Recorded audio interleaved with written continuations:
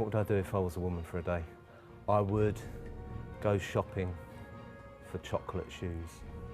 I'd probably take that little pink floral dress I've got in my wardrobe and wear that without fear of getting caught. Well, ignoring the obvious spending all day in the shower type answer. I think at the moment I would help breastfeed my new baby little girl. 4 boobs are better than 2. I think I'd probably get a map and get in the car and see if it really is that hard to find out where the hell you are. Well, I wouldn't be pregnant, that's for sure, because that's pretty horrendous. I think if I were a woman for a day, I would probably just enjoy the luxury of having some hair.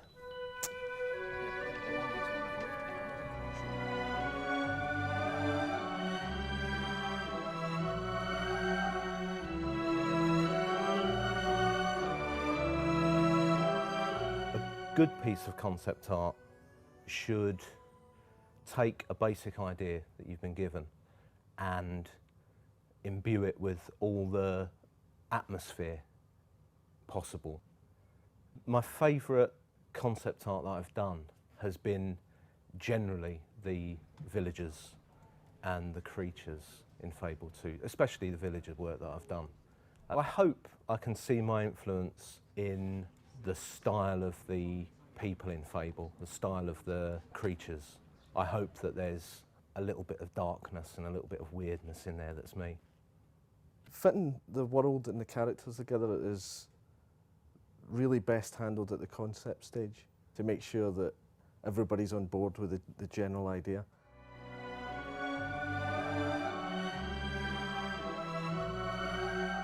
The art in Fable 2 obviously has a large technical kind of component to it.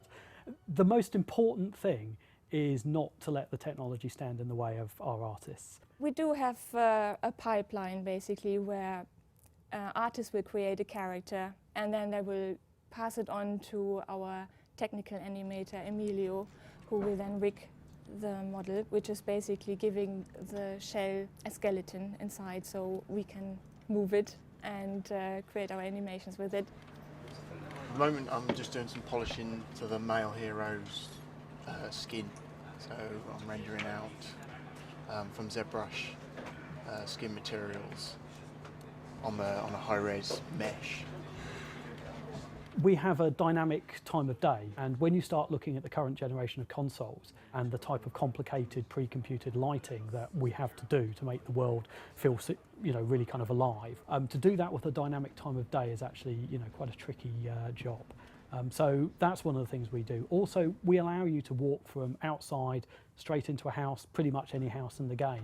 Coping with the lighting and just the sheer amounts of memory it takes to store all of this stuff is really kind of complicated. So there are a lot of key kind of technology choices that really bring the Fable world to life.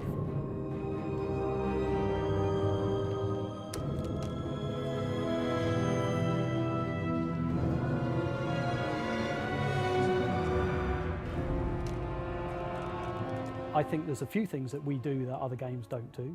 For a start, our morphing hero is definitely something that other games really don't do. There's a lot of emphasis in other games of customising your hero, but having a hero evolve dynamically as you play the game is a real challenge for us.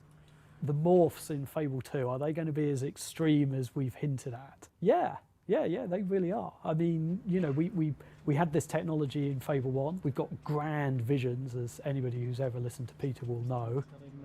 All of the classic morphs from Fable 1 are back, really. So we've got all the strength, the fat ones, the thin ones. We've also got the good and evil ones there, but this time there's kind of another added dimension to it. In Fable 2, we've kind of said, well, that's all very important and interesting and whatever else, but we haven't really measured what you're like as a social individual. We haven't looked to see whether you're, I don't know, are you a gambler? We kind of looked at all the things that people were asking, sort of things like university purity tests. Have you ever kissed anybody? And we're kind of measuring those things throughout the game this time. And our hope is that we'll be able to bring those into the good and evil morphs and add a little bit more depth, so you don't kind of get the same, I'm evil, I look this way. This time it'll be, I'm evil, I look this way, and you can also tell what I'm like with other people as well.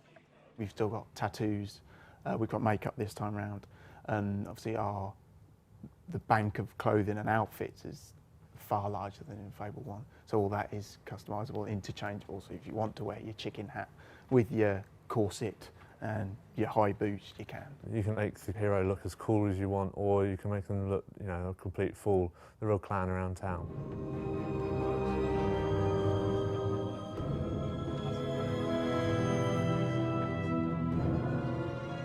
What we want to do this time is make sure that you feel the terror of impending death, but this time kind of take the sting out of the risk by saying, okay, we're not going to rewind the game for you. You will lose something, you will lose some experience, but we're not going to force you to play that bit of the game again, because you're obviously having some difficulty with it.